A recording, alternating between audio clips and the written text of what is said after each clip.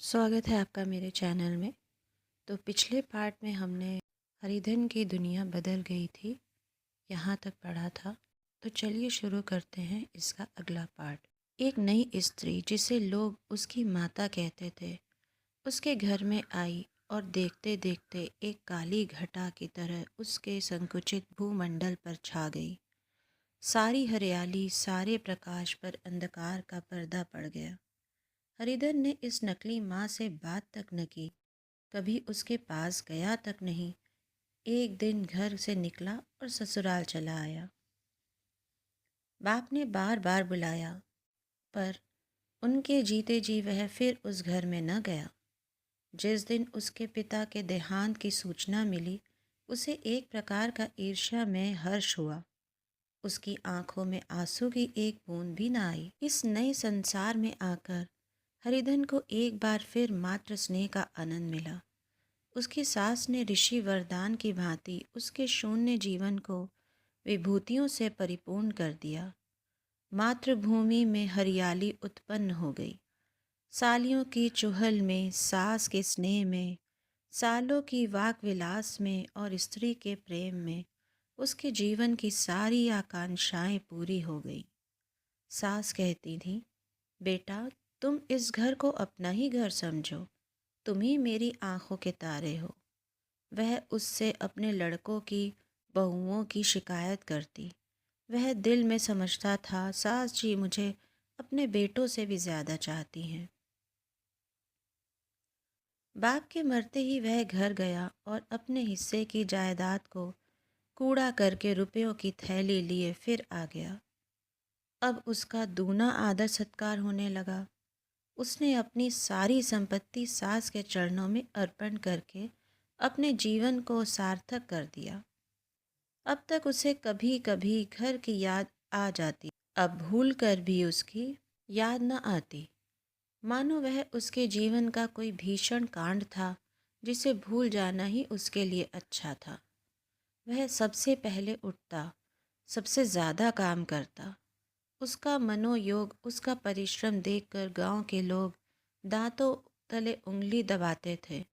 उसके ससुर का भाग्य बखानते, जिसे ऐसा दामाद मिल गया। लेकिन ज्यों-ज्यों दिन गुजरते गए उसका मान सम्मान घटता गया। पहले देवता था, फिर घर का आदमी, अंत में घर का दास हो गया। रोटियों में भी बाधा पड़ गई, अपमान होने लगा। अगर घर के लोग भूखों मरते और साथ ही उसे भी मरना पड़ता तो उसे ज़रा भी शिकायत ना होती। लेकिन जब वह देखता कि लोग मूँछों पर ताव दे रहे हैं, केवल मैं ही दूध की मक्खी बना दिया गया हूँ, तो उसके अंतस्थल से एक लंबी ठंडी आ निकल जाती। अभी उसकी उम्र कुल 25 ही साल की तो थी। इतनी उम्र इस घर में कैसे गुजरेगी? और तो और उसकी स्त्री ने भी आंखें फेर ली। यह उस विपत्ति का सबसे क्रूर दृश्य था। हरिधन तो उधर भूखा प्यासा चिंता दाह में जल रहा था, इधर घर में सास जी और दोनों सालों में बातें हो रही थी। गुमानी भी हाँ में हाँ मिलाती जाती थी।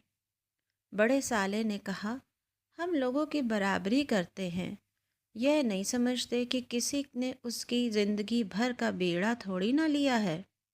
10 साल हो गए, इतने दिनों में क्या 2-3 हज़ार न हड़प गए होंगे? छोटे साले बोले। स्वागत है आपका मेरे चैनल में। तो पिछले पार्ट में हमने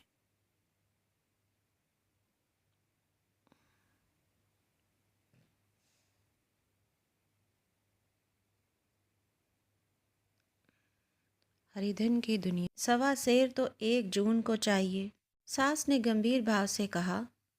बड़ी भारी खुराक है। गुमानी माता के सिर से जूं निकाल रही थी। सुलगते हुए हृदय से बोली, निकम्मे आदमी को खाने के सिवा और काम ही क्या रहता है। बड़े खाने की कोई बात नहीं है, जिसको जितनी भूख हो उतना खाए, लेकिन कुछ पैदा करना चाहिए। यह नहीं समझते कि पहुनई में किसी के दिन कटे हैं। छोटे, मैं तो एक दिन कह दूंगा, अब आप अपनी राह लीजिए, आपका कर्जा नहीं खाया है। गुमानी घर वालों की ऐसी ऐसी बातें सुनकर अपने पति से द्वेष करने लगी थी। अगर वह बाहर 4 पैसे लाता तो इस घर में उसका कितना मान सम्मान होता। वह भी रानी बनकर रहती। न जाने क्यों कहीं बाहर जाकर कमाते उनकी नानी मरती है। गुमानी की मनोवृत्तियां अभी तक बिल्कुल बालपन की सी थी। उसका अपना कोई घर न था। उसी घर का हित अहित उसके लिए भी प्रधान था। वह भी उन्हीं शब्दों में विचार करती, इस समस्या को उन्हीं आंखों से देखती जैसे उसके घर वाले देखते थे। सच तो यह है, 2,000 रुपये में क्या किसी को मोल ले लेंगे। 10 साल में 2,000 रुपये होते ही क्या हैं। 200 ही तो साल भर के हुए। क्या 2 आदमी साल भर में 200 भी न खाएंगे। फिर कपड़े लत्ते दूध घी सब कुछ तो है। 10 साल हो गए, एक पीतल का छल्ला नहीं बना। घर से निकलते तो जैसे इनके प्राण निकलते हैं। जानते हैं, जैसे पहले पूजा होती थी वैसे ही जन्म भर होती रहेगी। यह नहीं सोचते कि पहले और बात थी, अब और बात है।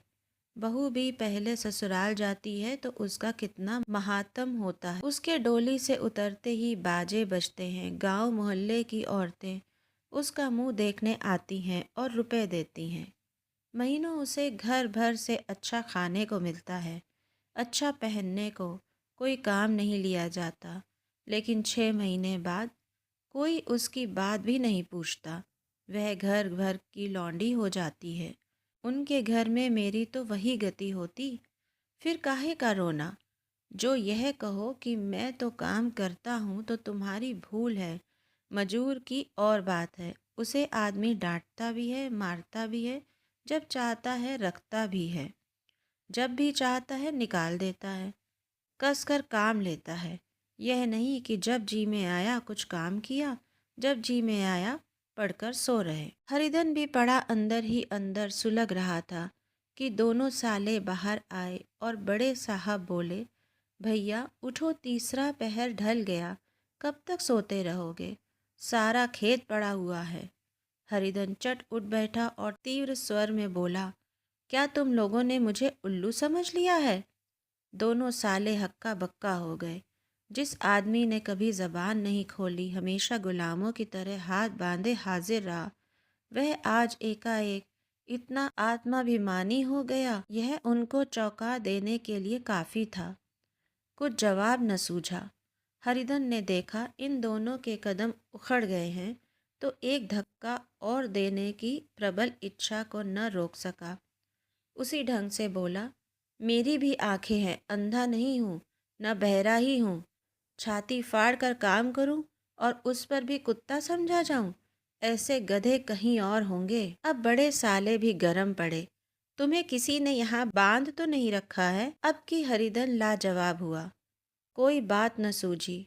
बड़े ने फिर उसी ढंग से कहा, अगर तुम यह चाहो कि जन भर पाहुने बने रहो और तुम्हारा वैसा ही आदर सत्कार होता रहे तो यह हमारे बस की बात नहीं है।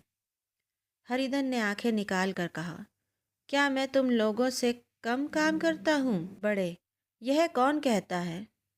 हरिधन, तो तुम्हारे घर की यही नीति है कि जो सबसे ज्यादा काम करे वही भूखों मारा जाए।